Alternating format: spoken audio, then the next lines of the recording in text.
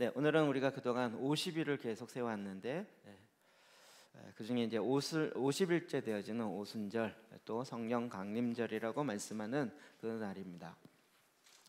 오늘 요한복음 16장 7절에서 13절까지 말씀 먼저 말씀 읽겠습니다. 시작. 그러나 내가 너희에게 실상을 말하노니 내가 떠나가는 것이 너희에게 유익이라. 내가 떠나가지 아니하며 보혜사가 너희에게로 오시지 아니할 것이요 가면 내가 그를 너희에게로 보내리니 그가 와서 죄에 대하여 의에 대하여 심판에 대하여 세상을 책망하시리라. 죄에 대하여라 함은 그들이 나를 믿지 아니하며 의에 대하여라 함은 내가 아버지께로 가니 너희가 다시 나를 보지 못하며 심판에 대하여라 함은 이 세상 임금이 심판을 받았음이라. 내가 아직도 너희에게 이를 것이 많으나 지금은 너희가 감당하지 못하리라. 그러나 진리의 성령이 오시며 그가 너희를 모든 진리 가운데로 인도하시리니 그가 스스로 말하지 않고 오직 들은 것을 말하며 장래일을 너희에게 알리시리라. 아멘. 아멘. 성령 강림절, 성령이 임하시는 날.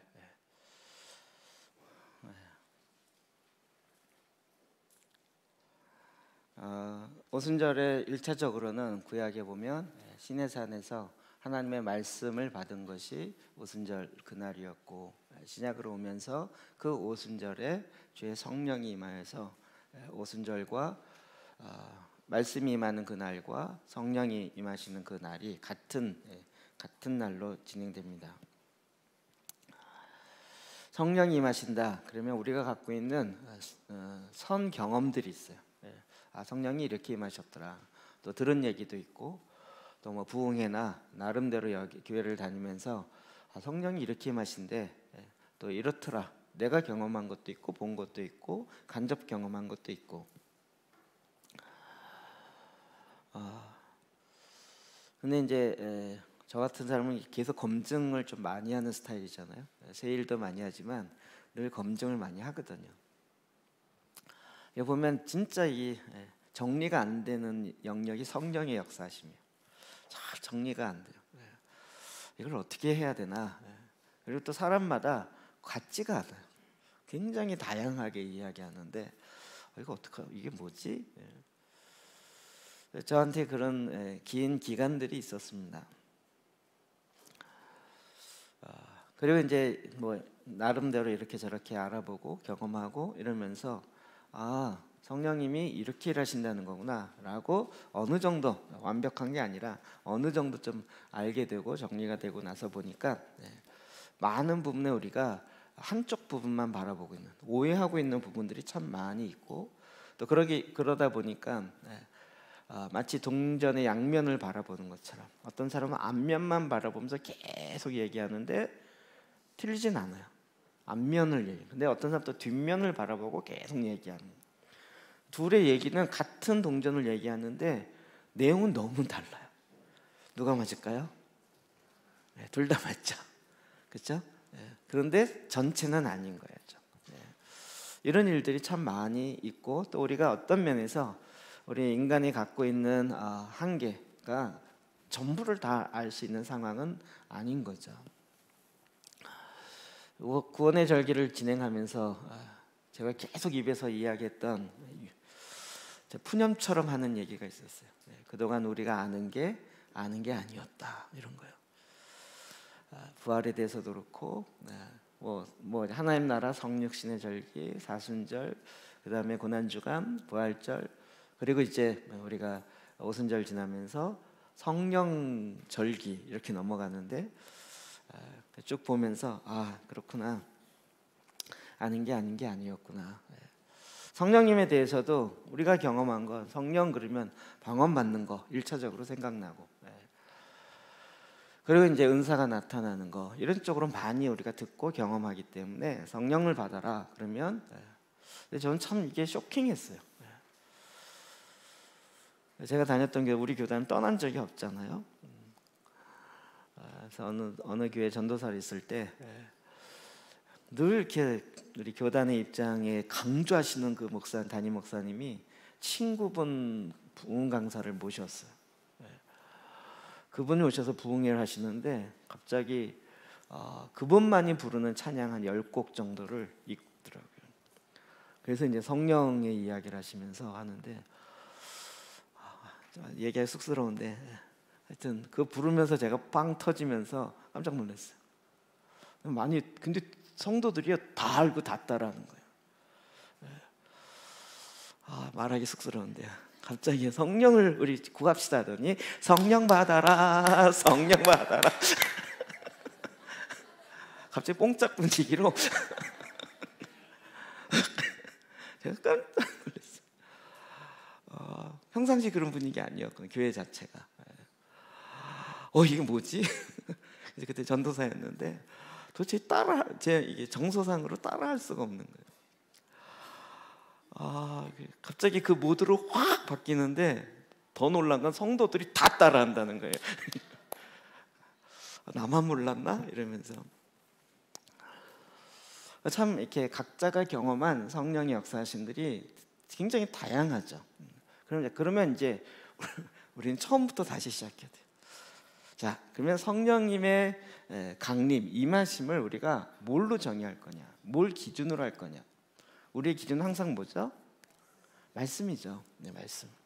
성령이 임하는 사건이 주관적으로 경험한 사건이 굉장히 다양한데 워낙 다양하게 임하시니까 이게 이렇게 만다 저렇게 만다 이렇게 하나의 경험으로 통일할 수가 없어요. 그러니까 어떡하죠? 결국은 말씀. 네, 말씀이요. 성령님에 대해서 누가 제일 잘 알까요? 오순절 교대하는 사람들이 성령에 대해서 누가 제일 잘 알까요? 예수님이 제일 잘 아시겠죠. 왜요? 삼위일체 하나님이시잖아요. 또야 하세요? 네. 그러니까 성령님에 대해서 가장 물론 하나님이 제일 아시죠. 하나님과 예수님 누가 더 잘 아실까요? 네. 삼위일체라니까요. 우리는 자꾸 이런 질문하는 것 자체가 이게 타락한 우리 죄성에서 나오는 거예요. 누가 더 정말 이 세 분은 삼위 세 분의 인격이 온전히 유니티를 이루시는 하나 되어짐을 이루시는. 그러니까 성령님에 대해서 누가 제일 잘 알아요? 예수님이 제일 잘 아시겠죠. 예수님보다 성령님 내가 더 잘한다. 있을 수 없죠. 그러니까 예수님이 성령님에 대해서 뭐라고 얘기했는지가 굉장히 중요한 키가 되겠죠. 우리 성령 그러면 오순절 성령이 임하는 사건. 그래서 초대교회 오순절 성령임에서 막 방언이 떠지고 3,000명, 5,000명씩 죽게 돌아오고 막 이런 쪽에 많이 집중하는데 그 전에 예수님께서 계속 성령님에 대해서 설명하고 있었고 성령님이 오시면 이렇게. 그러면 이건 무슨 얘기일까요? 그 예수님 떠나가실 거기 때문에 미리 이게 아니라 성령님에 대해서 가장 핵심적이고 가장 중요한 얘기를 하셨겠죠. 이해되시죠? 하셨겠죠. 이 관점을 가지고 말씀을 봐야 된다. 내가 경험한 하나님. 우리가 지난번에 삼위일체 사역에 대해서 이야기 나누면서 교단이나 삼위 하나님이 나눠진 게 아니라 내가 나눈 거죠. 내가. 오늘 말씀에도 보면 그러나 내가 너희에게 실상을 말하노니 내가 떠나가는 것이 너희에게 유익이라. 예수님이 실상을 말하시. 내가 실제를 얘기하는데 내가 떠나가는 것이 너희에게 더 유익이다. 이러면 우리는 보통 어떻게 반응하나요? 왜 떠나시지? 난 그래도 예수님이 더 좋은데. 이렇게 타락한 생각으로 반응한다는 거죠. 나는 성령님보다 예수님이 더 좋아. 이렇게. 아니 예수님이 떠나가는 게 유익이라는데 거기다 왜 대드냐고요. 나는 성령님보다 예수님이 더 좋아. 난 성령님 임하는 거 좀 무서워. 방언 혀가 늘어나기도 하고 랄랄라따따따 이것도 이상한 것 같고 난 그런 성령님보다 예수님이 더 좋은 것 같아. 그런데 예수님이 뭐라고 하셨어요? 내가 떠나가는 것이 너에게 더 유익이다. 주님이 거짓말 하셨을까요? 진짜 유익이기 때문에 유익이다라고 말씀하셨죠. 그러니까 거기에 우리가 상처가 있던 어떤 경험이 있어서 좀 모르겠다 이렇게 반응할 수 있지만 그건 내 상처에서 나오고 내 왜곡되어진 것에서 나오는 것이지. 그러니까 모든 기준은 다 말씀으로 돌아가야 됩니다. 그래서 오직 예수 그랬는데 예수님이 뭐라고 하셨냐면 내가 너희에서 떠나가는 것이 너희에게 더 유익이다. 내가 떠나가지 아니하면 보혜사가 너에게 오시지 아니할 것이라는 거예요.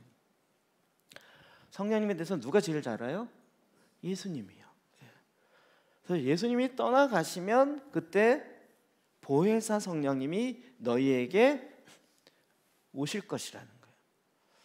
그러니까 지금 예수님이 이 땅에 계시는 것도 우리에게 유익하지만 우리 모두에게 유익이 되려면 하나님과 예수님의 계획은 무엇이에요? 성령님이 임하셔서 모든 사람들에게 성령님이 일하시는 것을 통해서 하나님의 역사를 알기 원하신대요. 이 세 분이 분리되어 있다 이 얘기가 아닙니다. 자, 그래놓고 가만히 생각해 보면 이게 이제 저도 그렇고 우리의 이런 경험, 처음에 그냥 예수 믿고 교회 다니면 된다 이렇게 생각한 거죠. 근데 그냥 우리가 갖고 있는 몇 가지 생각만 갖고 해보십시다. 성령으로 말미암지 않고는 할 수 없는 게 너무 많죠. 성경이 이야기하는 성령으로 말미암지 않고는 예수를 주라 시인할 수 없어요. 우리는 그냥 내가 시인했다 이럴지 모르지만 정말 내 마음속에 그걸 믿고 시인하려면 성령으로 말미암지 않고는 예수님을 믿을 수가 없어요. 우리는 그냥 내가 믿었고 어떻게 믿었고 이렇게 얘기할지 모르지만 나중에 보니까 다 성령께서 도와주시는 성령께서 나를 도우셔서 하신 거예요. 그렇죠? 이것도 신비죠. 성경에 있는 얘기죠. 교회의 시작은 뭘로 시작됐을까요? 성령이 임하시면서 초대교회가 시작했어요. 물론 예수님이 오심으로 그 머리 대신 교회의 머리 대신 주님이 임하셔서 그 모든 초석을 놓으셨지만 교회라는 것 자체가 우리가 얘기한 시작은 성령이 임하시면서 초대교회가 시작한 거죠. 이해되시죠? 그러니까 복음서에 있는 내용도 물론 거기도 교회 얘기 나오고 하지만 우리가 눈에 딱 보여지는 실체로서 교회 시작은 성령이 임하시면서, 그러니까 교회의 탄생은 뭐와 관련돼 있어요? 성령의 강림과 관련된 거죠. 그러니까 성령님이 일하심을 빼놓고 교회를 얘기할 수가 또 없는 거죠. 뿐만 아닙니다. 하나님의 영으로 인도함을 받는 자들이 하나님의 아들들이라. 로마서 8장에도. 그리스도 하나님의 자녀가 어떻게 살아야 돼요? 영의 인도함을 받으면서 살아야 되는데 성령께서 우리를 인도하시는 거예요. 이런 거 하나씩 따지면 속사람이 어떻게 강건해져요? 성령의 능력으로 말미암아 우리 속사람을 강건케 하십니다. 성경을 이렇게 따져보면 성령으로 말미암은 것이 너무 많은 거예요. 물론 이제 삼위일체 하나님이니까 예수님 하셨습니다 그냥 이렇게 뭐 대표성처럼 할 수 있을지 모르지만 구체적으로 따지면 하나님의 말씀을 가질 때 어떻게 가져야 돼요? 하나님의 말씀은 곧 성령의 검인 거죠. 그러니까 뭐 정말 삼위일체 하나님이 함께 일을 하시는데, 그런데 우리는 이제 성령님에 대한 왜곡이 뭐냐면 성령님을 무슨 능력, 권세, 파워, 다이나마이트에서 나오는 다이나믹한 폭발 뭐 이런 거예요.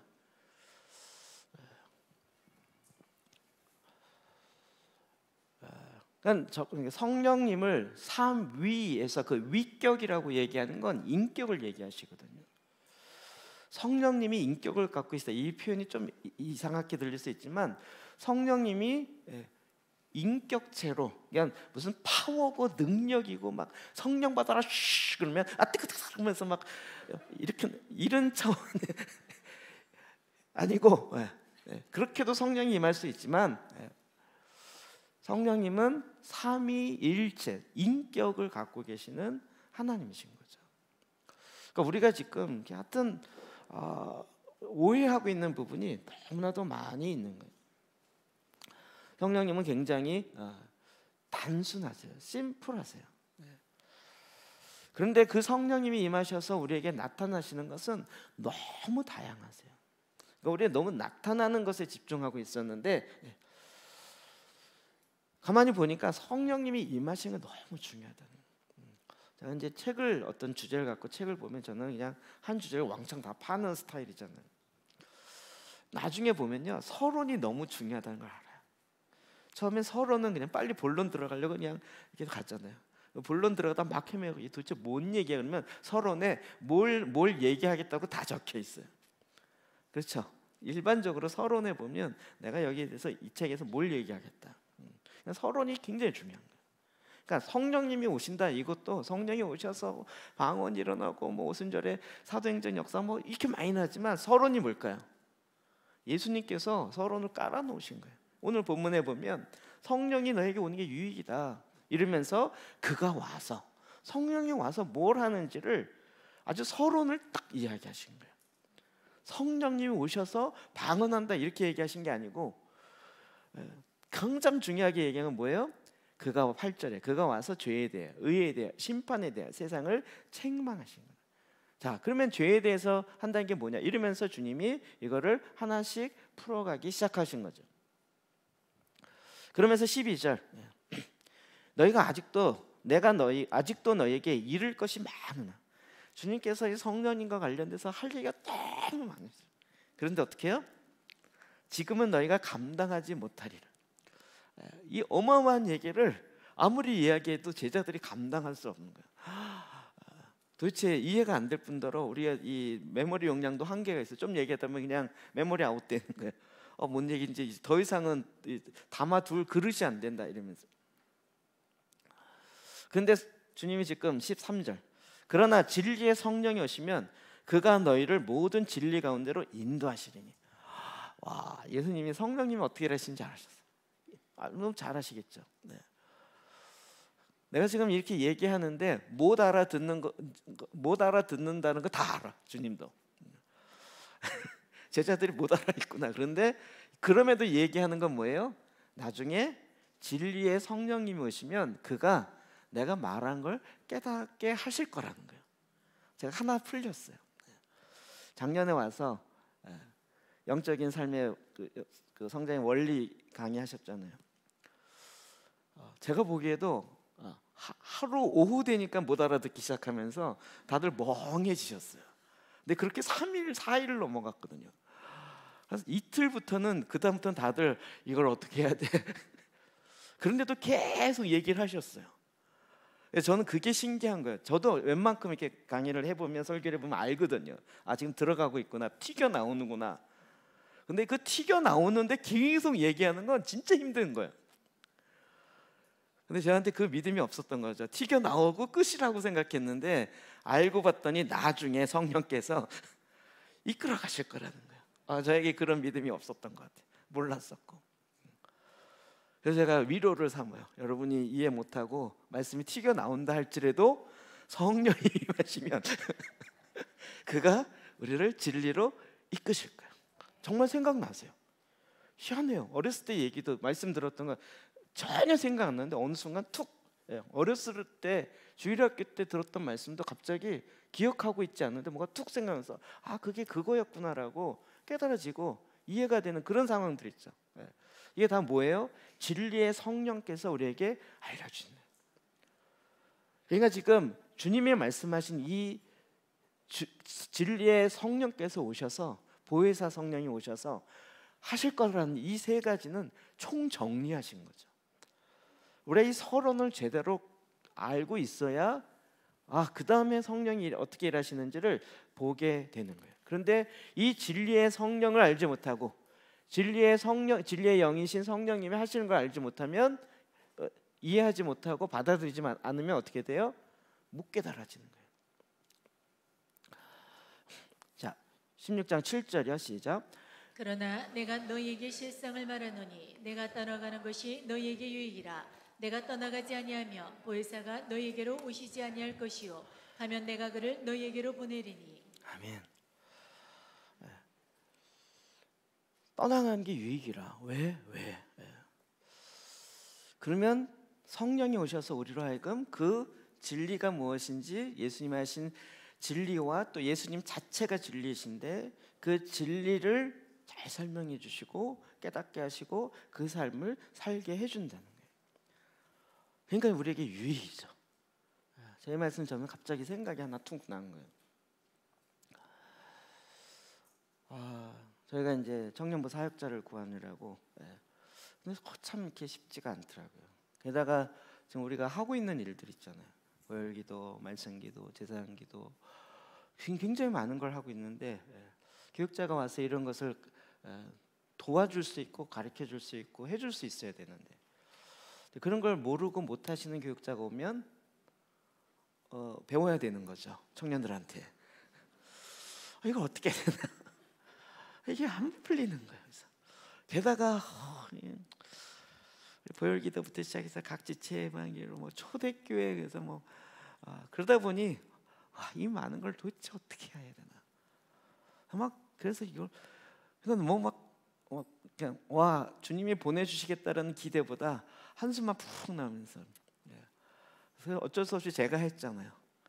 제가 청년부 사역자가 돼서 과거에 그래도 한 간사로 14년 있었고 학생까지 한 20년 있었으니까 경력으로 또 하리라 그리고 이제 했어요. 감각은 있어요. 딱 얘기하다 보면 요 순간에 얘를 만나서 지금 원투원하고 상담해 줘야 되는데 이게 감각은 딱 들어와요. 근데 몸이 안 가요. 이럴 때 같이 딱 함께해서 놀아주고 농구 한 번 같이 해주면 애들 마음 탁탁 열리는데 공 한 번 던졌더니 숨이 차가지고 이게 감각은 있는데 그리고 제가 이게 이제 마음도 바뀐 것 같아요. 막 끊임없이 얘기하고 싶은데 그렇게 얘기해봤자 다 뭔 소용이냐 이게 제가 이제 이렇게 마음이 바뀐 거예요. 고민하던 차에 도대체 이걸 누가 전할 수 있으랴 이러다가 그분이 오셨어요. 이분 전 성령님이라고 얘기하는 건 아니고요.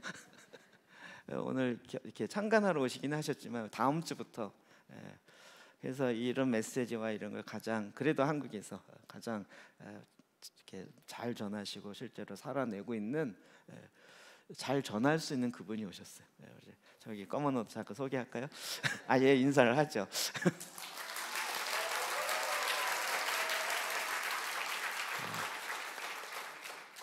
이게 제가 서운한 거예요. 저는 이제 청년부를 떠나가는데 내가 떠나가는 게 유익이라 알았니? 그가 오셔서 더 잘 설명해 줄 거라 이거죠. 뭔 이해인지 팍 드시죠? 별게 다 생각나요. 그러니까 제가 이제 뭐 예수님이 저 나이가 들어서 못한다 이런 얘기 아닙니다. 제가 예수님한 얘기도 아니고 저분이 성령님한 얘기도 아니고 그 상황 자체가 비슷했다라는 거죠. 성령님이 오셔서 우리 각 사람에게 진리에 대해서 예수님에 대해서 성령님이 또 하시는 가장 핵심 성령님이 하시는 모든 걸 다 한 단어로 얘기한다면 진리의 영으로 진리를 알게 하신다. 그러니까 성령이 경험하고 어쩌고저쩌고 모든 게 다 뭐예요? 진리의 영으로 우리로 하여금 진리를 알아요. 그럼 우리는 바로 물어야죠. 진리가 무엇이냐 이렇게. 그러면 또 진리는 뭐지? 막 고민하시잖아요. 말씀으로 찾아야 되니까. 진리가 뭘까요? 예수님이죠. 예수님께서 우리에게 진리를 알려주실 뿐만 아니라 본인이 진리가 되셔서 본인이 우리 가운데 임하시는 거예요. 근데 또 성령님은 진리의 영으로 오셔서 우리로 하여금 그 진리가 무엇이고 누구이고 진리로 말미암아 사는 게 어떤 것인지를 보혜사 도와주시는 분. 보혜사라는 단어가 우리 한국에 안 쓰는 데 있어서 이게 중국어 성경 번역해 와서 이렇다 그랬죠. 영어 성경 보면 쉬워요. 그냥 헬퍼예요. 헬퍼 도와주시는 분. 헬라어로 얘기하면 파라클레토스. 그는 위로자, 중보자, 대언자. 가장 핵심적인 도와주시는 분. 우리로 하여금 진리에 이를 수 있도록 예수님에 이를 수 있도록 도와주시는 그 도와주시는 성령님을 각자 다 부으셔서 우리 모두가 다 예수님을 다 더 온전히 알고 예수의 장성한 분량이 이루도록 성령께서 와서 도와주신다. 할렐루야죠. 원하지 않으세요? 그래도 나는 성령님보다 예수님이 더 좋아. 이러시나요? 그가 너희에게로 내가 그를 너희에게로 보내. 예수님께서 아예 보내시겠다고 말씀하시고, 그래서 우리 모두에게 하나님의 영, 진리의 영을 보내시겠다. 우리가 이제 말씀에 순종한다면 주님이 보내시겠다는데, 주님 가지 마시고 성령 보내지 마세요. 이르는 건 굉장히 어린 상태인 거죠.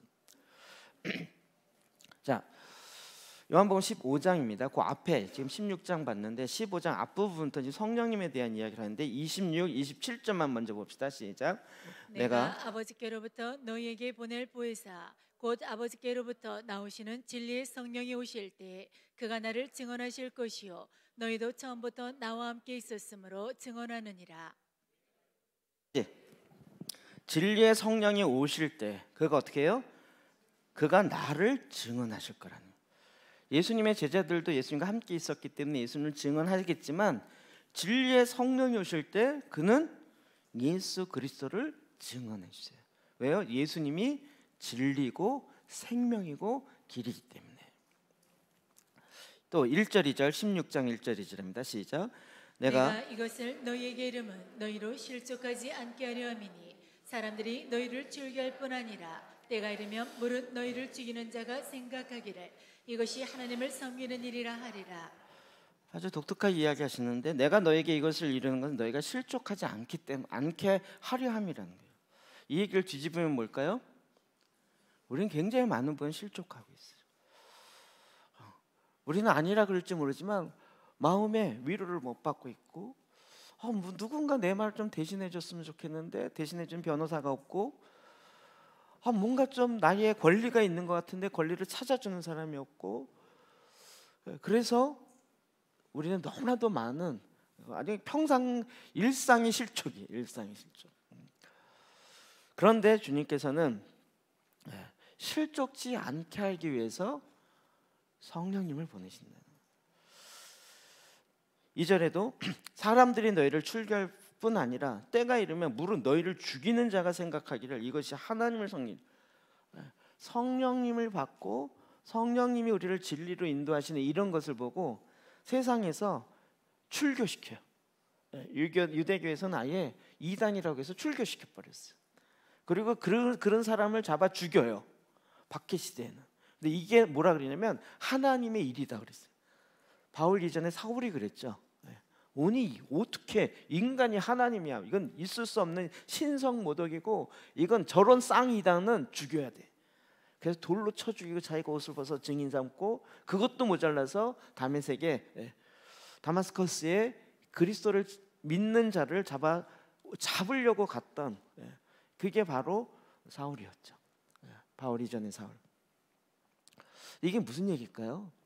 우리의 속 사람도요. 우리로 하여금 생명으로 인도해요. 진리로 인도하시고 빛으로 인도하는데 그 빛이 없으니까 우리가 자꾸 어둠에서 헤매고 넘어지고 실족해요. 그런데 이렇게 우리가 빛으로 가고 주님 앞에 가려고 하는 것을 세상은 못하게 막으려고 엄청 사탄이 오는 건 왜 오죠? 도둑이 오는 것은 죽이려고 훔치고 완전히 멸망시키려고 오는 거예요. 그러니까 어떻게든지 이 진리 가운데로 예수 그리스도께로 성령으로 가지 못하도록 죽이려고 하는 거죠. 여러분 이런 일들은 끊임없이 우리의 사이에 계속 일어났었던 부분이죠.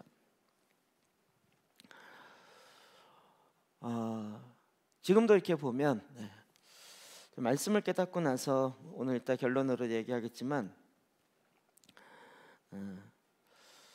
주님이 우리 가운데 오셔서 우리로 하여금 거룩한 하나님의 영으로 인도하실 때 우리는 자꾸 이게 이 세상에 없는 다른 무엇인가로 끌고 가는 거라고 착각하는데 그렇지 않고요. 우리가 지금 하나님을 섬기는 제사장에 대해서 알고 있잖아요. 하나님을 섬기는 제사장. 아니 지금 우리가 말씀으로 기도하고 성막형 기도하고 그 말씀으로 주님이 이루시겠다는 것을 이루라고 대언하면서 하나님을 섬기는 제사장의 이런 일들을 하잖아요. 제가 몇 번 얘기했지만 제가 이걸 알고 나서 막 이거였구나. 그리고 막 하고 막 저는 한국 교회가 그거였어. 그리고 막 다 달려올 줄 알았어요. 그랬더니 이단이래요. 왜 그렇게 하냐는 거예요. 그러면 어떻게 해야 되는데, 무엇을 먹을까 무엇을 마실까 그걸 위해서 기도해야지 왜 하나님을 섬기는 말도 안 되는 그런 일을 니네가 한다 그러냐는 거예요. 그래서 아무리 설명했는데 이해를 못 하시는 거예요. 여러분 적어도 이해하고 계시죠? 아니신가요? 하나님을 섬기는 제사장이 뭔지. 자, 우리 시편 기도부터 계속 이야기하는 거잖아요. 섬긴다라는 단어가 두 단어인데, 천사가 섬긴다라고 했을 때 사람을 섬기는 건 디아코니야. 거기서 집사라는 말이 나오기 시작한 거. 그리고 하나님을 섬기는 건 리터러지야. 하나님을 섬긴다. 그 얘기 뭐예요? 하늘에 이루신 하나님의 뜻을 이 땅에 이루도록 그 말을 대언할 자들. 그런데 그게 어디서 이루어져? 내 안에. 우와, 이게 내 안에서 이렇게 이루어지는 거구나. 우리가 예수 그리스도를 믿고 말씀을 통해서 보니까 내가 하나님을 섬기는 제사장으로, 왕 같은 제사장으로 나를 불렀대. 깜짝 놀란 거죠. 그래서 그 일 섬기는 일을 하는 거죠. 그런데 어떻게 해요? 세상은 이걸 모르는 거예요. 그리고 사탄은 제일 두려워하는 것이 하나님 앞에 나아가는 하나님의 말씀을 받아서 대언하는 자들을 제일 두려워하는 거예요. 도둑이 누가 제일 두려워요? 도둑의 정체를 아는 사람을 제일 두려워하는 거죠. 도둑은 어떻게 쫓아요? 도둑과 싸워서 쫓는 게 아니라 도둑이야 그러면 나가는 거라고요. 도둑의 정체를 알면. 근데 드디어 하나님으로부터 도둑의 정체를 알기 시작하는 거예요. 다운받기 전. 얘가 막 주인 노릇하고 있었는데 알고 봤더니 도둑이야. 내 주인이 아니었어요.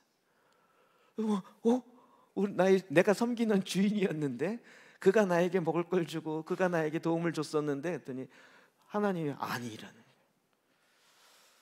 거예요. 돈이 나의 주인이어가지고 이를 섬기고 있었고, 그런데 주님이 오셔서 야, 너 돈과 나를 같이 못 섬긴다. 돈이 너의 하나님이 아니고 나다. 그런 거. 이거 믿기 어렵죠. 머리로는 믿어지지만 삶으로는 잘 어렵죠. 그래도 돈이 있어야 돼 이렇게 됩니다. 근데 주님이 계속 이야기해줘. 그가 와서 어떻게 해요? 그가 와서 죄에 대해, 의에 대해, 심판에 대하여서. 여러분 이것은 메시아가 이 땅에 오셔서 우리로 하여금 이 땅에 부름받은 자로 다시 구원받아서 교회 다니고 천국 가는 이 정도가 아니라 이 땅에 하나님을 섬기는 자로 살아가기 하기 위해서 우리가 이 기본적인 것들을 다시 회복돼야 되는 거예요. 그래서 이 성령이 임하셔서 그냥 임한 사건으로 끝난 게 아니라 여기서부터 또 건 8주 정도가 성령 절기로 계속 가요. 우리가 오순절 해보면서 알겠죠. 우리가 예수 그리스도 함께 죽고 예수 그리스도 함께 살고 그리스도 함께 일으켜서 보좌 우편에 앉히잖아요. 근데 확 믿어져서 확 들어갔어요? 아니고 50일 동안 계속 그걸 확인하면서 그거였어? 내가 잘못 알았네 이러면서 지금 내가 아는 게 아닌 게 아니었구나 이러면서 계속 갔잖아요. 여러분 다 알고 계셨군요. 저만 몰랐군요. 근데 성령의 임하심도 결국 우리로 하여금 하늘에 속한 자, 우리의 시민권 하늘에 있고 하늘에서 이 땅에 보냄받은 자로서 어떻게 이 땅에서 살아가야 할지를 성령께서 계속 알려주시고 성령이 말씀해 주시고 이끌어 가시는 거예요. 와, 서론했는데 반이 지났습니다. 어떡하지?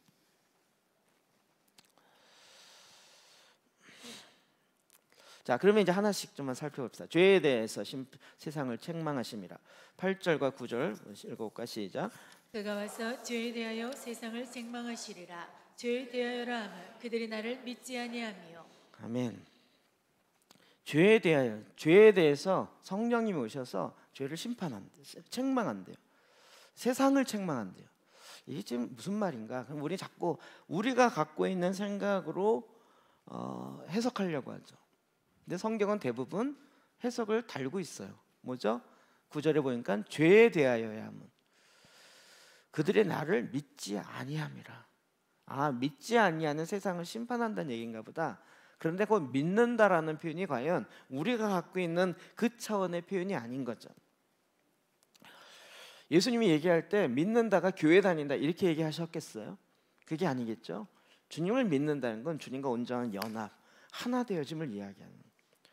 하나 되어지면 어떻게 돼요? 내 안에 주님의 기쁨, 주님의 평안, 하늘의 샬롬이 일치가 되는 거잖아요. 그래서 주님은 하늘의 기쁨을 우리에게 붓기 원하시는 거예요. 내가 다시 말하노니 기뻐하라. 주님 계속 이 이야기를 하시는 거죠. 그러니까 우리가 예수 그리스도를 믿는다라는 것은 그냥 나 예수 믿고 십자가에 못 박혀 죽으시고 3일 만에 부활하셔서 그것을 믿는 자고 예수를 나의 구주로 영접하는 자는 구원, 이렇게 끝나는 것이 아니라 속사람의 완성이 뭐죠? 그리스도의 장성 분량에 이르러서 주님과 온전한 연합을 이루는 거잖아요. 그런데 어떻게 해요? 믿지 않는 거죠. 주님의 일하심을 믿지 않는 거예요. 그러니까 믿지 않으니까 성장이 멈추고, 성장이 멈추면서 그때부터 틈이 생기고 사단에게 공격받을 수 있는 문을 열어주는 상황이 일어났던 거죠. 자, 여기서 주님을 믿는다는 얘기는 우리가 생각하는 개념과 좀 다른 거예요. 죄에 대한 개념도 좀 다르고요. 주님은 모든, 그러니까 로드, 주님으로 믿는다 이 얘기는 모든 것의 통치자로 믿는다는 거죠. 그렇죠? 근데 예수님을 내가 믿는다 그러면서 주님이 내 지갑을 통치하도록 내어드리시나요? 주님이 내 시간을 통치하도록 내어드리시나요? 주님이 내 인생의 계획을 주님이 다스리도록 내어드리시나요? 우리는 자꾸 이런 주님이 통치하신다 얘기를 우리가 생각하는 개념으로, 그러니까 죄에 대해서, 그러니까 율법적으로 이거 하면 죄야, 그거 안 하는 이런 식의 우리가 받아들이는 게 유교적 우리의 사고 틀에서 나오는 거였던 거죠. 자, 이 죄에 대함은 뭔 얘기인가? 로마서 14장 17절 시작. 하나님의 나라는 먹는 것과 마시는 것이 아니요 오직 성령 안에 있는 의와 평강과 희락이라. 예, 하나님의 나라, 주님의 통치, 주님을 주님으로 받아들이면 어떻게 해요? 내 안에 하나님의 나라가 다스림이 이루어지는데 먹는 것과 마시는 것이 아니고 뭐라고요? 의와 평강과 희락, 기쁨이라고요. 하나님의 나라는 막 무서움이 있는 게 아니라 희락이 있고요, 기쁨이 있고요, 평강이 있고요. 그러니까 이걸로 24시간 지낼 수 있는 것이 바로 하나님의 예수 그리스도의 통치인 거예요. 그런데 안 믿는단 말이에요. 그냥 나 예수님 믿어서 교회 다니는 거, 이것도 대단한 헌신이라고 생각하는 거예요. 나머지 6일 동안은 건들지 마세요. 이렇게 돼요. 6일 동안은 주님이 어떻게 다스리는가? 그 6일 동안에도 뭐 주일에 평강이 있죠. 희락이 있죠. 주일도 없나요? 일주일이 다 하나님의 나라의 통치로 다스려야 되는데 우리가 그거를 자꾸 분리하고 한쪽만 이렇게 놓고 있었다는 거예요. 요한복음 3장 18절 볼까요? 시작. 그를 믿는 자는 심판을 받지 아니하는 것이요 믿지 아니하는 자는 하나님의 독생자의 이름을 믿지 아니하므로 벌써 심판을 받은 것이니라. 그를 믿지 않는 거가 벌써 심판을 받은 것이라. 믿는다라는 얘기는 주님이 함께 하시기 때문에, 그러니까 진리의 성령께서 계속 예수님이 함께 하시기 때문에 네가 이걸 믿고 따라가라, 그 통치 가운데 들어가라, 이 얘기를. 믿지 않는 것 자체가 이미 안 받아들이는 거예요. 또 19절부터 21절 시작. 그 정죄는 이것이니 곧 빛이 세상에 왔을 때 사람들이 자기의 행위가 악함으로 빛보다 어둠을 더 사랑한 것이니라. 악을 행하는 자마다 빛을 미워하여 빛으로 오지 아니하나니 이는 그 행위가 드러날까 하며 진리를 따른 자는 빛으로 오나니 이는 그 행위가 하나님 안에서 행한 것임을 나타내려 하려 함이라 하시니라. 아멘, 아멘. 그래서 연결되는 거죠. 예수님을 안 믿는다는 게 뭔 얘기하냐? 교회 안 다니고 예수님이 나를 위해 십자가에 돌아가신 거 안 믿는다, 이 의미보다 훨씬 큰 건 뭐죠? 주님의 다스림, 나의 주인으로 통치하는 것을 내가 받아들이지 않는다는 거예요. 우리 자꾸 그것을 인간의 이해 차원에서, 상식적인 차원에서 가려고 한다는 거예요. 예를 들면 여리고성 같은 경우에 주님 뭐라고 하셨어요? 정복해라, 너에게 준 땅이다, 언약의 땅. 그러면 그 말씀에 의지해서 가야 되는 거잖아요. 근데 그 40년 전에 정탐꾼이 갔을 때 딱 보고 못해. 저들의 키는 기골이 장대하고 우리는 메뚜기 같아 이랬다는 거예요. 그러니까 지금 눈에 보여지는 것만 봤지 주님 하나님이 정복하라는 말씀을 안 믿은 거죠. 네. 오늘날 우리에게도 우리 속사람의 정말 기골이 장대하게 커버린 옛사람의 욕망과 엄청나게 큰 거예요. 거기에 눌려 살고 있었어요. 주님이 오셔서 야 저거 쳐라. 못해.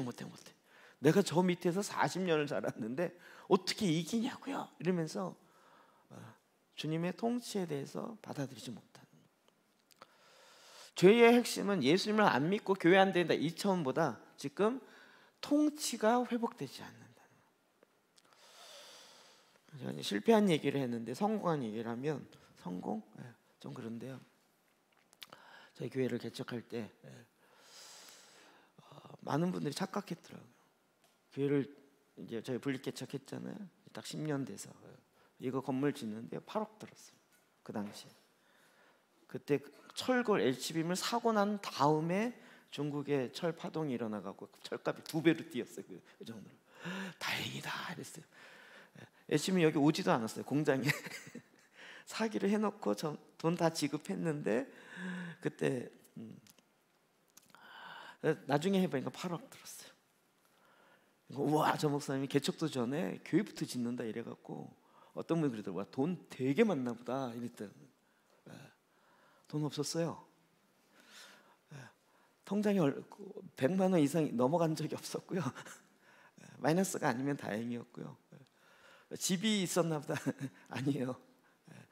저희 돈은 제가 맨날 얘기했잖아요. 전세 1,500밖에 없었다고. 전세금 1,500. 그것도 저한테 큰 거였어요. 제가 살아보면서 그 이상으로 없었어요. 근데 교회를 짓는다고 하니까 근데 제 안에 왠지 모르게 막 져야 되겠다는 막 이 생각 훅 들어온 거예요. 그랬고 저희가 뭐 건축 헌금을 했습니까? 누가 뭘 했습니까? 근데 하나님이 네가 만민이 기도하는 집으로 해라. 그래서 하겠습니다. 그리고 막 달려든 거죠. 근데 지금 정신 차려 보니까 지금 하려면 못할 것 같아요. 근데 막 이 건물 짓는 거 알아보니까 뭐 이 건축 업계는 또 완전히 다른 세상이더라고요. 뭐 이래요. 이제 적게 됐잖아요. 제가 직영했어요. 직접 쳤어요. 16개 이상의 공정되는 거를 처음에 토목공사 하는데 뭔 얘기를 하는데 못 알아듣겠어요. 근데 토목공사할 때 왜 이렇게 비싸요? 포크레인 한 번 부르면 하루에 50만 원이에요. 근데 그게 몇 대씩 오고 그러니까 한 대가 와서 열심히 하면 안 되나 이 생각이.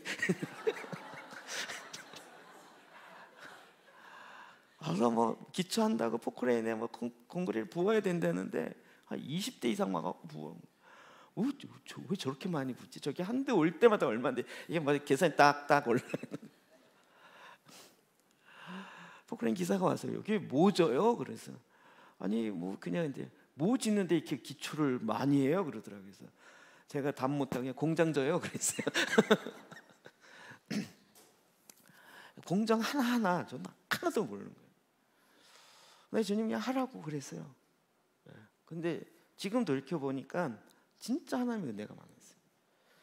너무 감사한 것도 하지만 그때 이제 개척한다고 저기 교회에서 주일날 헌금을 한번 했었잖아요. 그게 역대 1위로 제일 많이 나왔어요. 역대 1위로. 그래서 우와 하면서 보통 5천 이상 안 넘었는데 저희 때 엄청 그거에 엄청 많이 나왔어요. 신기롭겠다, 어마어마하다 그러면서 그게 엄청 나왔어요. 저도 우와 내가 좀 인기가 있나 보다 이랬는 줄 알았더니 나중에 교회 짓는데 다 들어갔어요. 부족했어요. 이거 얘기 시작하면 끝이 없어요. 근데 지금은 사람들이 와가지고 왜 이렇게 좋은 장소에 어떻게 이걸 지었어요? 그러더라고요. 장소 안 좋았어요. 완전 시골에 허름했고요. 앞에 뭐 아무것도 없었고요. 지금도 그렇지만 버스가 1시간에 하나씩 다니는 이상한 촌인 거예요. 여기 뭐 정원이었죠. 이렇지 않았어요. 하나님이 그냥 하라고 하셨고 몇 번 이야기했어요. 돈 하나도 없는데 이 땅을 담보로 은행 융자 받아가지고, 그것도 이 땅 주인이 안산이 아니고 저 서울에 있는 서대문 동산교회 지금도 수양간부지예요. 거기 가서 웬 사람이 가갖고 이 땅 은행 담보로 받아서 그 돈을 날 주십시오. 그럼 내가 교회를 지을게, 이렇게 얘기한 거예요. 날 강도도 이런 데가. 근데 그런 생각과 믿음이 어디서 났는지 저 지금 정신 차리려 보니까 모르겠어요. 그냥 해야 된다. 깜짝 놀란 것만. 뭐 그렇게 해서 이제 짓게 되면 모든 사람이 다 좋아할 줄 알았더니 또 짓지 말라고 얘기하는 분들이 계시더라고요. 왜 그런가? 어쨌든 이렇게 해서 여기까지 왔어요. 지금 돌이켜보면 성령께서 일하시고자 이렇게 쭉 온 거잖아요. 제가 머릿속에 그림이 없어요. 지금도 그렇잖아요. 제가 서울 촌놈이라 뭐 밭이 어떻고 꽃이 어떻고 하나도 몰라요. 근데 주님이 알아서 다 하시는 거예요. 근데 만약에, 그리고 제가 그때가 나이가 50이었거든요. 한국 나이로 50. 다들 50에 개척을 해? 이건 미친 짓이야, 이렇게 얘기하는 거죠. 뭐 하여튼 제가 생각하기에도 개척하면 안 될 요인들이 다 갖고 있었어요, 제가.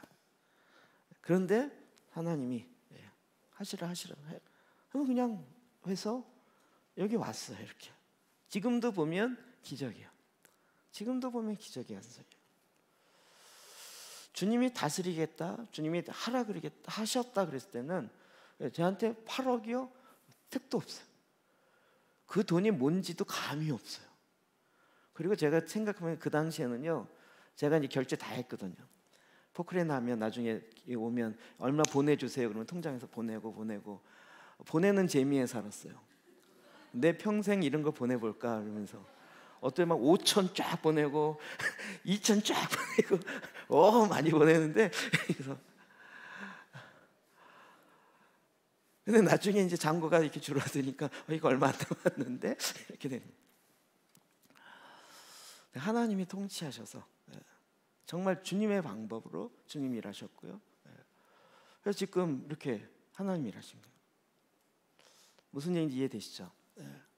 상황으로 볼 때, 세상적인 상식과 관점으로 볼 때는 안 되는 거예요. 근데 주님이 그 하고자 하는 마음을 주셨고, 제가 그 상황을 본 게 아니라, 상황을 보면 할 게 안 되죠. 돈이 어디서 나와요? 땅이 어디서 주고? 제가 여기서 짓겠다 그럴 때 그쪽에서 허락해 준다는 보장이 어디 있어요? 못할 상황. 여기 또 그린벨트 지역이라 건물 못 져요.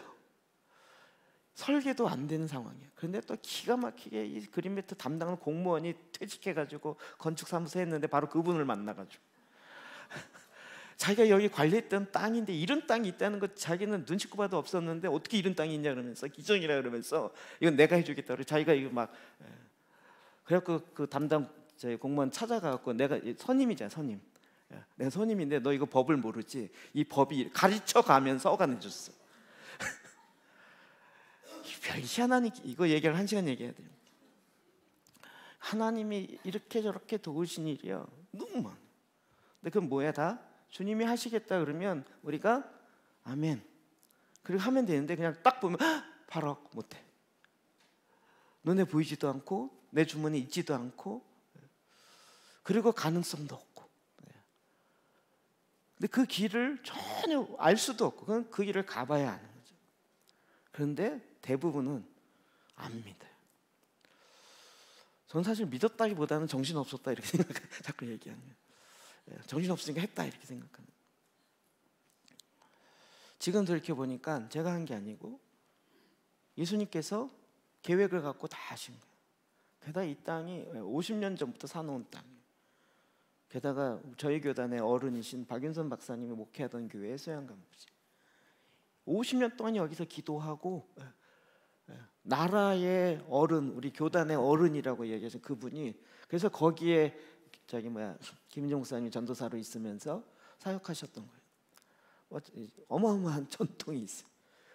기도의 흐름들이 있었고 이런 거 몰랐죠.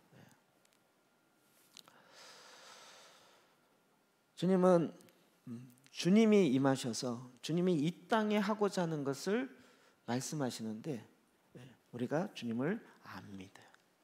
내 속사람도 마찬가지. 저도 계속 어렸을 때나 이렇게 하면서 가끔 당신은 한국 교회뿐만 아니라 나라에 이런 걸 해야 됩니다. 아유 뭔 나라요? 네. 난 목사도 안 되려고 하는데 제끼는 거예요. 주님이 뭐 아무리 얘기하고 뭐 누가 뭐 얘기해줘도 에이 그건 내 얘기 아니에요. 네. 근데 지금은 이제 순종하고 싶은 마음은 있어요. 할 수 있다는 얘기가 아니라 주님이 하시겠다고 하면 주님이 하시겠죠. 죄에 대하여 함은 나를 믿지 않냐. 성령께서 오셔서 네가 왜 주님이 하시겠다는 걸 안 믿냐라고 계속 얘기해 줘요. 알려주세요. 여러분 그래서 괴로우시잖아요.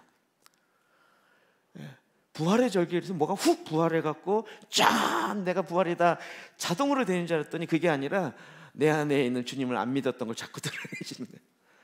성령께서 말씀하시고 진리로 인도하시는데 내가 그동안 믿지 않았던 것들이 자꾸 드러나는. 성령이 우리 가운데 오셔서 죄에 대하여 세상을 심판하세요. 우리 안에 가장 큰 거예요. 아니 창세전에 우리가 지금 말씀을 통해서 보니까 이제 조금씩 믿어지시죠? 나를 언제 주님이 예정하셨어요? 창세전. 이 지구를 창조하기 전에 나를 미리 아시고 예정하시고 만드시고 우리를 이때 이 타이밍에 내셨다는 거예요. 아니, 말씀해 보니까 여러분 그거 기억나세요? 그냥 말씀에 있으니까 이거 믿고 아는 거죠. 지금도 마찬가지. 두 번째로 의에 대하여 8절 10절 읽읍시다. 시작. 의에 대하여 세상을 책망하시리라. 내가 아버지께로 가니 너희가 다시 나를 보지 못하며. 예. 아버지께로 가니 너희가 다시 나를 보지 못한다. 의에 대하여 세상을 책망.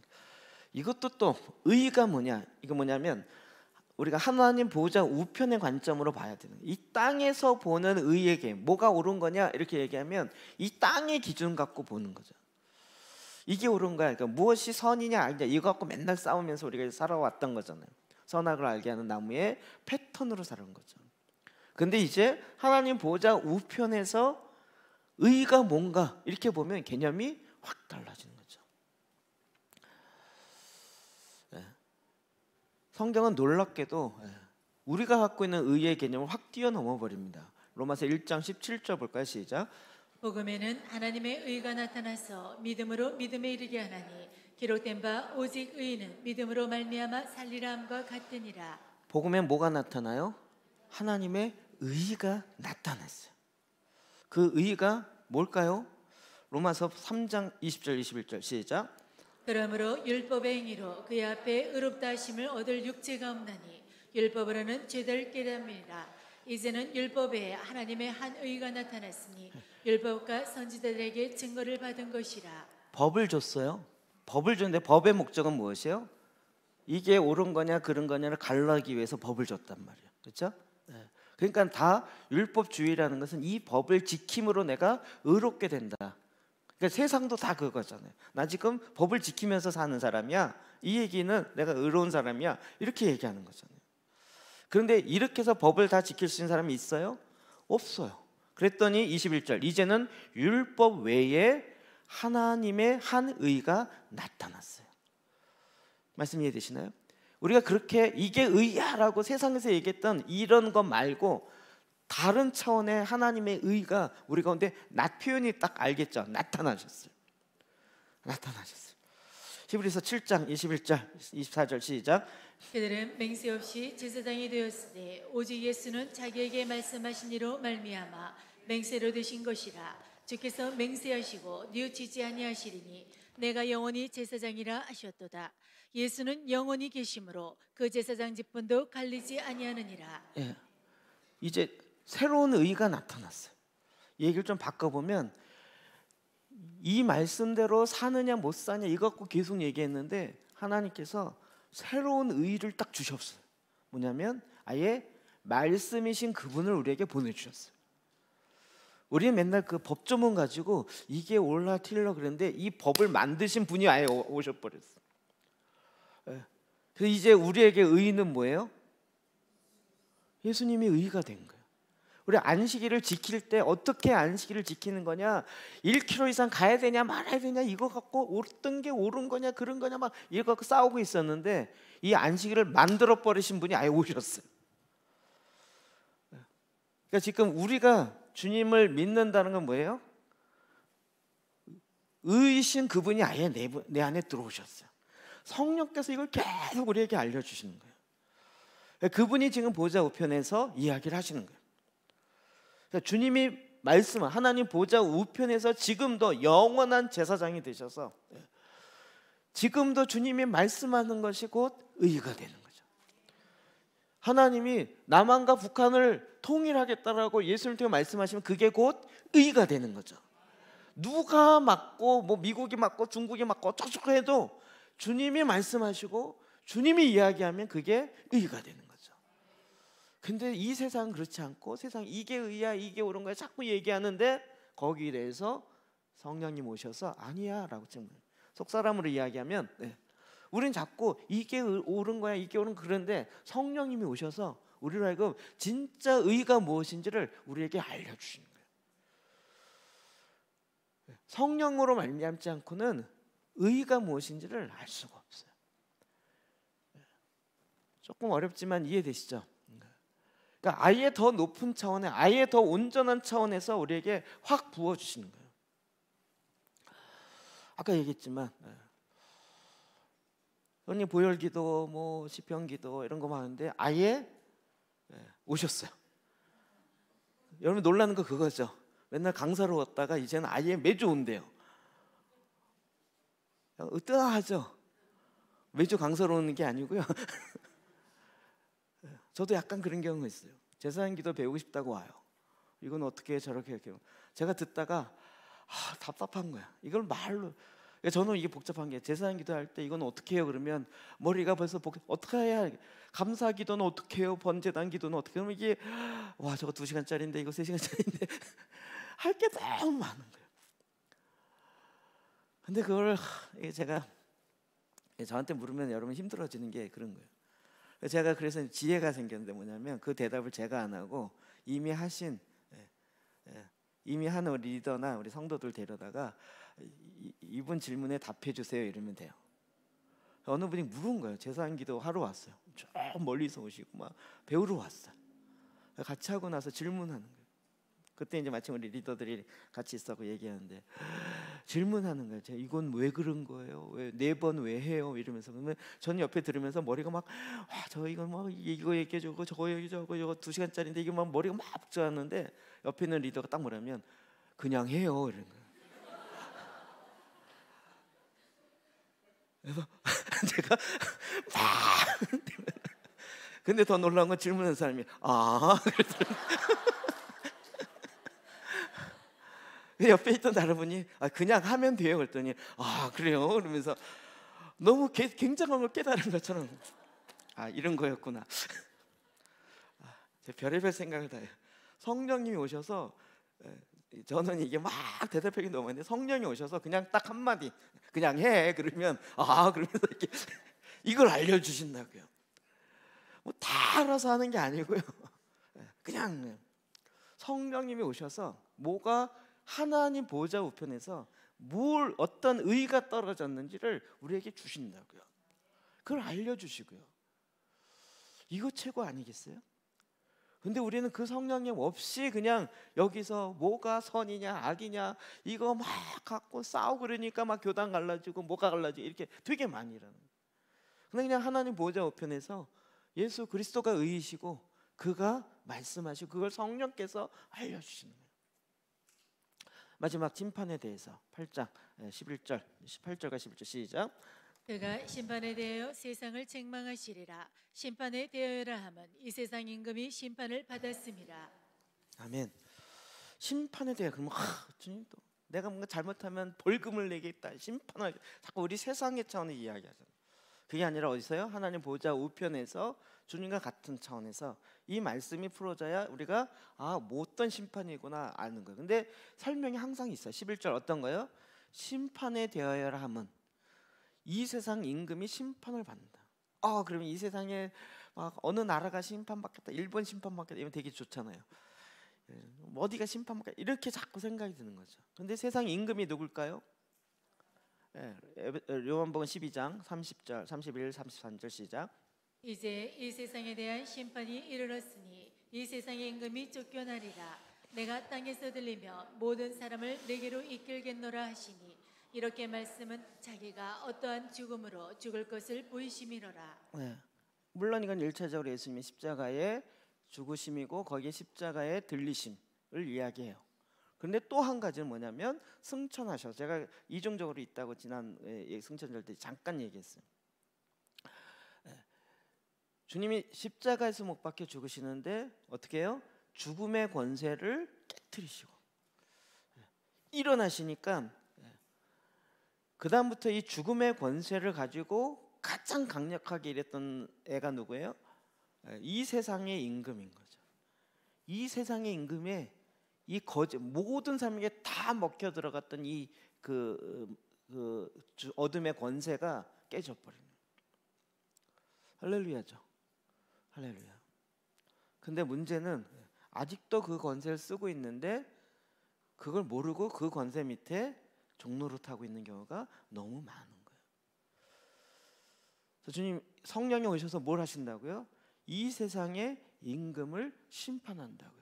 생각이 갑자기 바뀌시죠? 누굴 심판하는 거예요 지금? 사단을 심판하시는 거예요. 그가 우리를 계속 정죄해 왔고 우리를 계속 심판해 왔어. 너 이러면 안 돼. 너 그거 봐. 안 돼. 넌 원래 안 되는 애야. 계속 얘기해놨고 우리도 그걸 받아들였어요. 그 믿음 변치 않아요. 또 난 절대 안 돼. 나는 원래 안 되는 거야. 이걸 넌 그렇게 태어나서 안 됐고 그렇게 우리 집안이 그래서 안 돼. 이러면서 막 안 되는 101가지 이유로 막 돼가면서 너무 확신이 주님이 뭐라고 하세요? 아니야 돼. 내가 다시 살리면 돼. 그런데 그것도 안 돼. 부활도 안 돼 나는. 이러면서 안 돼요 라고 얘기하는. 근데 주님이 성령이 오셔서 그 세상의 임금을 심판해요. 그리고 이 권세를 또 누구에게 줬어요? 마태복음 16장 18절 시작. 또 내가 내게 이르노니 너는 베드로라. 내가 이 반석 위에 내 교회를 세우리니 음부의 권세가 이기지 못하리라. 교회에 권세를 주셨어요. 교회는 또 누구예요? 우리 안에. 그래서 이 땅 가운데 바로 이 세상의 사단의 일을 멸하고 예수님이 오신 게 왜 오셨다고요? 사단의 일을 멸하려고. 그리고 그걸 묵고하는 권세를 누구에게 줬어요? 교회. 그 교회는 누구예요? 기본적으로 주님의 통치가 이루어지고 있는 하나님의 성전인 나라고요. 이 통치가 회복되어진 나를 통해서 이 땅에 사단이 심판해놓은 그 모든 것들을 성령께서 야, 그 심판 아니야. 딱 하늘에서 하나님의 뜻은 이거야 라고 딱 이야기하세요. 할렐루야죠. 계시록 1장 18절 시작. 곧 살아있는 자라 내가 전에 죽었었노라. 볼지어다 이제 세세토록 살아있어 사망과 음부의 열쇠를 가졌노니. 아멘. 사망과 음부의 열쇠, 사망의 열쇠를 가지신 주님. 사망의 열쇠. 그 사망의 권세를 깨트리시고 이제는 그 죽음의 권세가 누구에게 있어요? 예수 그리스도. 믿으시나요? 우리가 이제 더 이상 사망의 종로로 탈 이유가 없는 거죠. 사나 죽으나 예수 그리스도를 위해 사는 거예요. 내가 주님을 위해서 죽기로 했다. 이게 대단한 헌신이 아니고요. 그게 우리의 삶의 가장 기초고 기본이 돼 있는 거죠. 나는 살아도 죽어도 주님과 함께 살아가는. 그래서 이제 그 권세를 가지고 이 땅에 사탄의 권세, 사탄의 심판을 성령께서 책망하시는 거예요. 그걸 누가 해요? 내가. 우리가 지난주에 열방생교회랑 같이 연합하면서 이야기하고 같이 기도하는데 제 안에 그런 마음이 듣고 그런 마음을 나누었어요. 지금 돌이켜 보니까 약간 화가 나는 거예요. 하나님이 대한민국 왜 만들었어요? 마지막 때에 하나님의 마지막 때를 위해서 쓰시려고.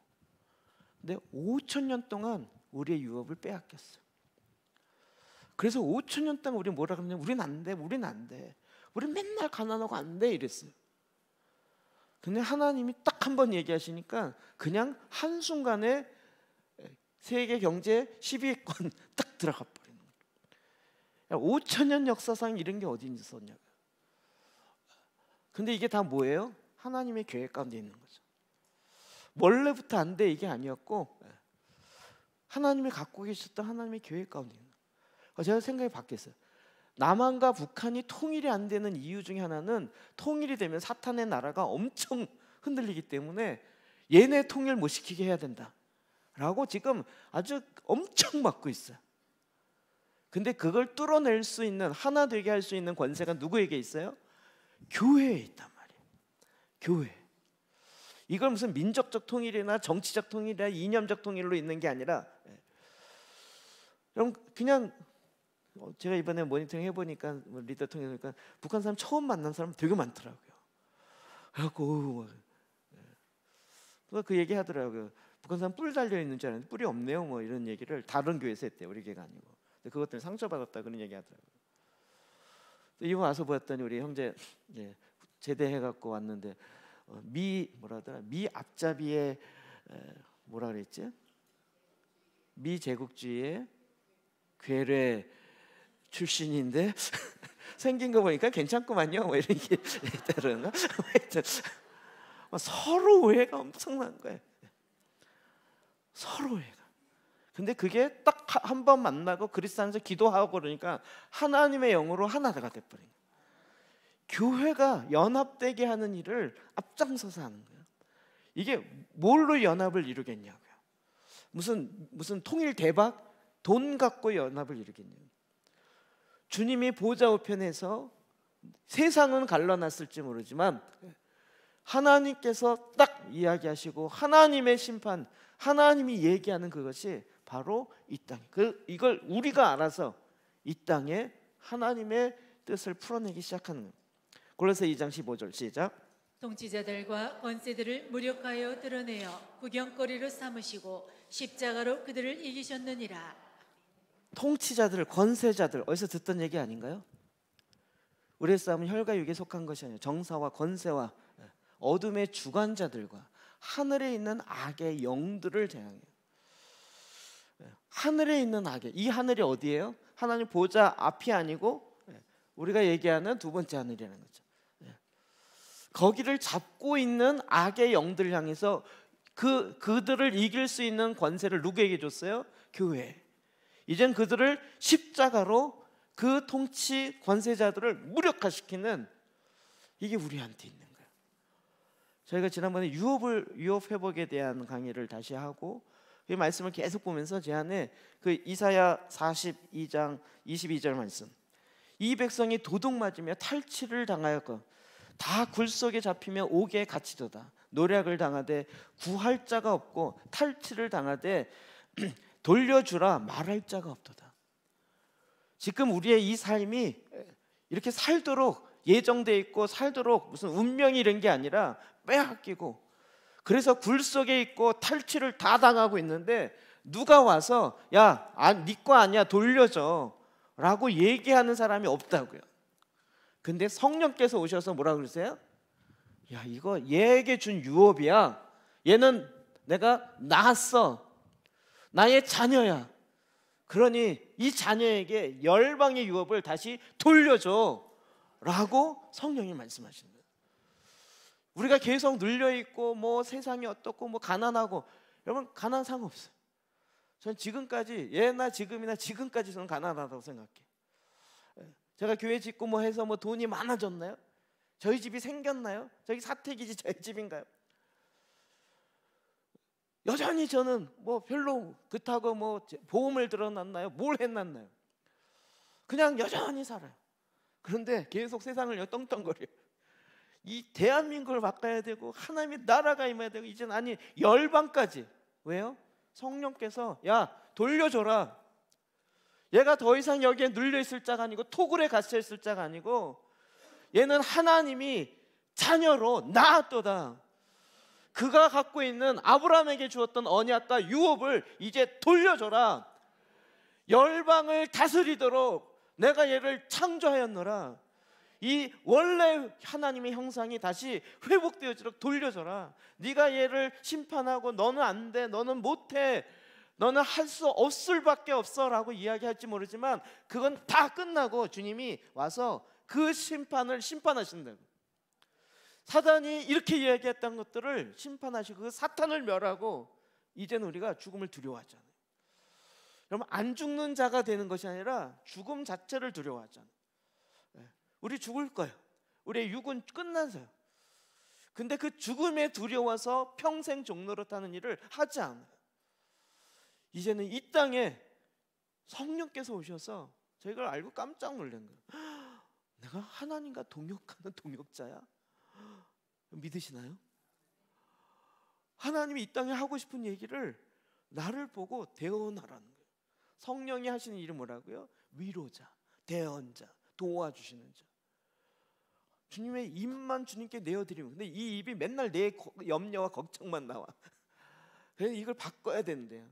근데 입에서 나오는 거 어디서부터 나와요? 마음에서. 마음을 바꾸려니까 속사람이 바뀌어야 이 안에 말씀이 차고 하나님의 뜻이 차워져야 그게 나오지. 그게 없으니까 계속 염려와 걱정 나오고 그걸 계속 아우 나는 없어서 못 살겠네, 죽겠네 이러고 계속 내가 스스로 묻고 있는 거예요. 근데 주님이 성령을 보내주셔서 방언하고 예언하고 이것뿐만이 아니라 성령이 오셔서 죄에 대하여, 의에 대하여, 심판에 대해서 이 세상을 책망하시는 거예요. 성령이 오셔서 하는 가장 강력한 얘기. 저는 오순절 성령이 임하셔서 우와, 초대교회 오순절 성령이 임하는 막 다 방언하고 불에 확 임하고 이렇게 되지 않을까라는 이 타락한 생각에 근데 예수님께서 성령이 오시면, 진리의 영이 오시면 어떻게 하시는지를 총괄적으로 이야기하십니다. 너희가 생각하는 그동안 죄, 의, 심판, 이 세상에서 이야기하는 걸 하나님 수준으로 확 올리셨어요. 그래서 이 세상에서 얘기하는 죄에 대한 거, 의에 대한 거, 심판에 대한 거, 그거 싹 성령께서 하늘의 수준에서 이야기하기 시작하는 거예요. 우리 이제 하나님 보좌 우편에서 그 성령께서 이 땅에 하시고자 하는 하나님의 역사를 일으키시는 거예요. 그럼 이 땅의 결론 어떻게 날지 아시죠? 지금 온 세계가 날리고 전염병으로 날리고 다 해도 어떻게 될 거죠? 주님이 오셔서 주님이 새하늘과 새 땅을 만드실 거예요. 그렇죠? 우린 결론을 너무 잘 알아요. 그 과정도 성경에 여러 가지 나오고 있지만, 그러니까 우리는 지금 뭐 해요? 이 세상이 우리를 묶으려고 하고 통제하려고 해도 하나님의 뜻을 갖고 성령께서 야 아니야, 네가 얘기하는 거 아니야 라고 담대하게 얘기할 수 있는 자가 되는 거예요. 우리 속사람을 대해서도 내 힘으로 하려고 했던 거는 무너지지만 내 안에 예수 그리스도로 말미암아 성령께서 하시려고 하는 일들이 내 안에 드러나기 시작해요. 제가 얘기하지만 저도 이런 교회가 될 거라고 상상을 못한 거예요. 그냥 걸어온 거예요. 10년 동안. 20년 걸어오면서 그동안 있었던 50년보다 20년의 변화가 더 많아요. 깨달은 것도 더 많고, 이건 제가 뭔가를 해서가 아니라 그냥 정말 성령께서 이끄시고 하나님께서 이끄셔서 지금의 모습도 완전하지 않죠. 너무 부족한 게 많지만 그러나 주님이 이야기하시는 거예요. 성령이 오셔서 우리 속사람에 네가 갖고 있었던 잘못된 이 세상의 죄에 대한 개념, 그리고 정말 죄에 대한 것이 뭐냐, 그리고 의에 대해서, 그리고 심판에 대해서 성령께서 세상을 심판하죠. 그리고 우리로 하여금 이제는 하나님의 하늘의 의를 아예 주시고요. 이 세상에 묶여있고 빼앗겨있고 토굴에 갇혀 있었던 것을 성령께서 이제 말씀하셔서 야 돌려줘라. 대한민국에 5,000년 동안 빼앗겼던, 사탄에게 빼앗겼던 거를 돌려줘라. 내가 이 민족을 창세전에 만들었는데 내가 이걸 위해서 만들었노라. 저 여기에 너무 담대하게 들었어요. 주님께서 통일되게 하십시오 이게 아니고요, 하나님의 뜻을 빼앗겼던 걸 다시 찾아오겠습니다. 저 평양을 다시 찾아오겠습니다. 평양과 한국이 온전히 다시 말씀으로 하나 되어지고 하나님의 영으로 하나 되어지고 교회로 하나 되어서 주님 이 세상이 심판한 것을 다시 성령께서 책망하시고 하나님의 뜻을 이 땅에 이루게 하는 하나님의 성령을 부으신 거예요. 보니까 이미 다 부으셨어요. 우리가 안 믿고 있었고 모르고 있었고, 근데 계속 반복되는 단어 동사가 뭐예요? 알게 하시리라, 가리키시리라, 도우시리라. 저는 뭔가 더 새로운 걸 삐쩍삐쩍하게 주시는 줄 알았는데 이미 다 주셨어요. 믿으시나요? 왜 안 믿으세요? 이미 주셨어요. 우리가 모르는 거예요. 하나님이 우리에게 주신 이 생명이 뭔지, 이 부활이 뭔지를 전혀 모르고 너무 조그맣게 생각하고 있었던 거예요. 여기에서 주님이 확 넓혔더니 아직 깨닫는 게 둔하여서 알질 못하는데 성령이 임하시면 깨닫게 되는 거예요. 우와, 하나님이 이렇게 쓰신다고? 나를 아브라함 같은 열방의 아비로 쓰시겠다고? 할렐루야. 여러분, 아브라함이 그걸 어떻게 믿었을까요? 그런데 하나님은 그 가운데 하나님의 역사를 일으키신 거죠. 성령께서, 예수님이 설명하신 거예요. 성령이 임하시면, 진리의 영이 임하시면 우리의 죄에 대해서, 의에 대해서, 심판에 대해서 이 세상을 책망하실 것입니다. 그리고 우리로 하여금 이 땅에 하나님 보좌 우편에, 보좌에서 이야기하는 그 말씀이, 그 의가 이 땅에 이루어지게 하는 교회를 회복하고 저와 여러분을 통해서 이 역사를 이루실 것입니다. 기도하십시다.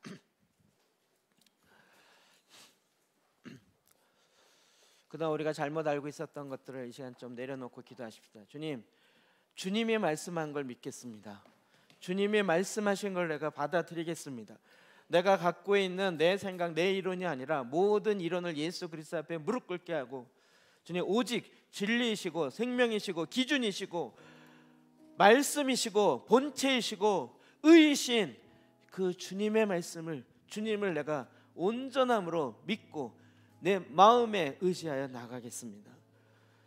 그동안 내가 제한하고 막고 있었던 것들을 우리가 회개하며 돌이키며 주님 앞에 나아가 기도합시다. 이 시간 같이 기도하시겠습니다. 하나님 아버지, 그렇습니다. 주님 우리로 하여금 이 믿음의 길을 걸어가게 하시고